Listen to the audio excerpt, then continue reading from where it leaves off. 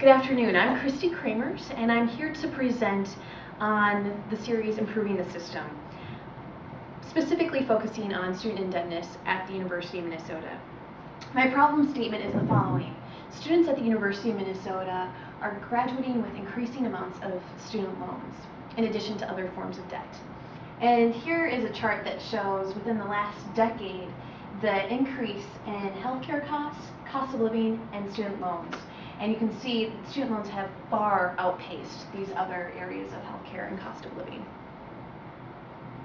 So my research questions are, what are the best policy options that take into consideration the institutional context, governmental capacity, fiscal resources, political support, and past policies implemented to decrease indebtedness at the University of Minnesota? What are the national trends that have shaped indebtedness in the U.S., which in turn have influenced the policy options available for addressing indebtedness at the local level? Within the U.S. context, there has been the historical competitive advantage of the U.S. 60% of Americans, however, today are without post-secondary degrees. To reclaim our position as a leader in post-secondary education, the U.S. would need to generate 9 million additional degrees. 90% of the world's fastest growing occupations require post-secondary education. And finally, the U.S., by some measures, is the most indebted country in the world with a negative balance of $569 billion. The investment in higher education is critical. Over $80 billion is invested in the U.S. every year, benefiting 10 million students via federal funds. Research on the return on investment has led to reforms on the funding schemes in both the United Kingdom and Australia. A quote from the former U.S. Secretary of Education: "There's no question the rising sticker price of college is making higher education more difficult to attain. Over the last 25 years, college tuition has outpaced inflation, family income, even doubling the cost of healthcare, as we've seen in the previous slide. And in the past 5 years alone, tuition at four-year colleges has skyrocketed by 35%. As a one-third investor in higher education in the U.S. government has a major stake in keeping the system affordable."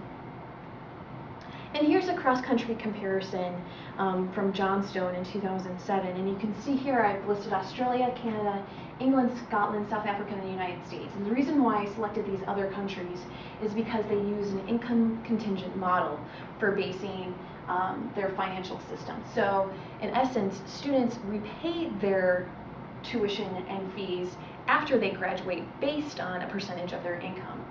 So these students are paying less at the end of things, whereas in the United States, we're also paying more for tuition and paying more through interest and other problems with indebtedness later on. So the United States is far outpacing our key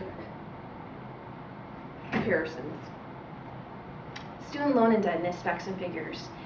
Here at the University of Minnesota, undergraduates graduate with an average of $23,000 of student loan debt upon graduation. 37% of these students will not have found a job within 2 months after graduation, and another 22% work in fields that have no link to their undergraduate degree. Graduate professional students await average indebtedness estimates ranging from $30,000 to a whopping $141,000 for medical students.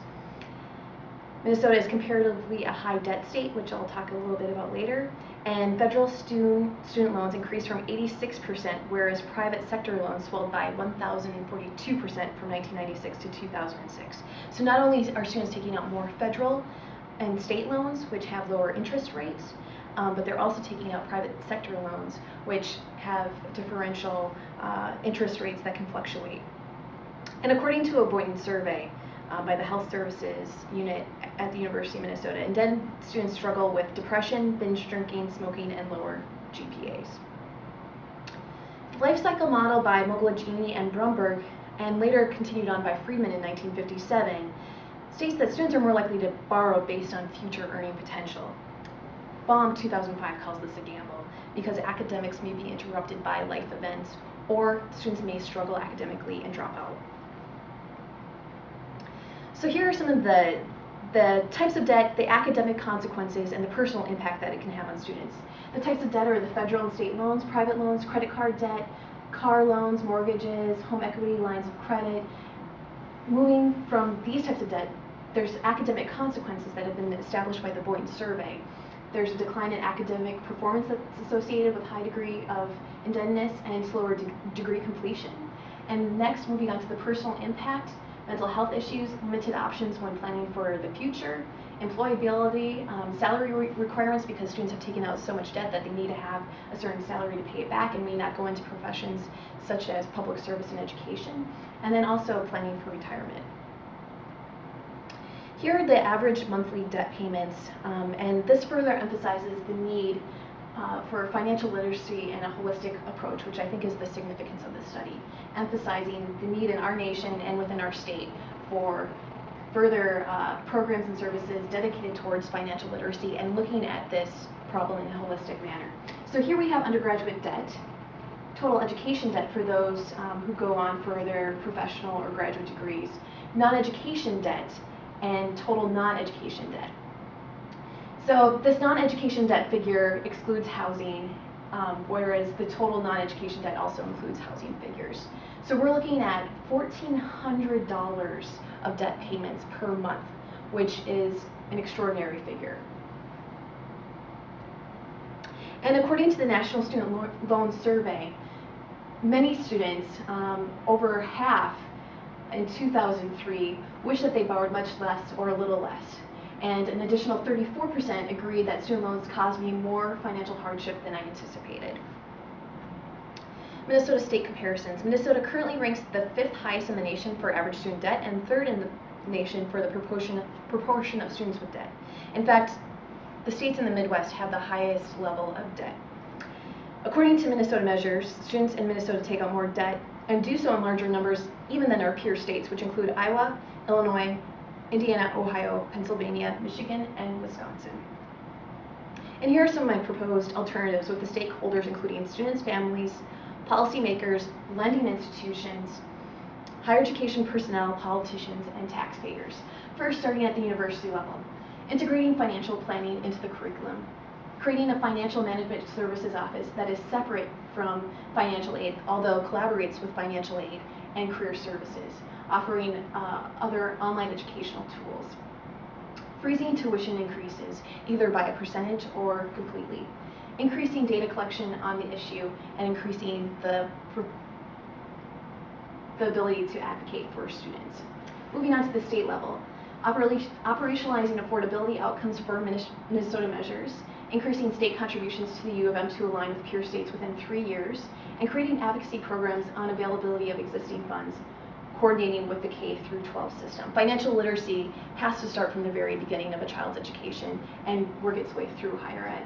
And finally, at the federal level, significantly increasing the Pell Grant, which is already happening through the Obama administration, making amendments in the Truth in Lending Act to incorporate more protections regarding private loans, and making tax credits permanent. Tax deductions in the past have expired, and that's a concern. Providing additional incentives for graduates pursuing work in public service careers. And this is a trend that we're seeing to take more momentum with the Obama administration. Recommendations. More data collection, advocacy, and resources. Collecting specific data that addresses the scope of the problem at the institutional and department level. Work with academic units and other student organizations to create a streamlined process. For instance, collecting the same data we collect for undergraduate students and our graduate professional students. And working with U of M researchers who have studied the problem and how it does affect undergraduate students, because we have phenomenal research in that area. Creating guidelines. Financial aid's rule of thumb. There's a lot of inconsistency here, ranging from half the starting salary versus 15%, and these are often due on lenders' models, which I think should be changed. And based on the different alternatives and criteria, I think the first proposal, addressing it first at the university level, would be more beneficial and would have more power. And then this just goes through the stages of implementation, integrating financial planning into the curriculum, starting with making this an option in 2011-2012, and moving on through developing the Financial Management Services Office, freezing tuition, and increasing data collection, and this will all be available in the PowerPoint that I'm sending to you. Thank you.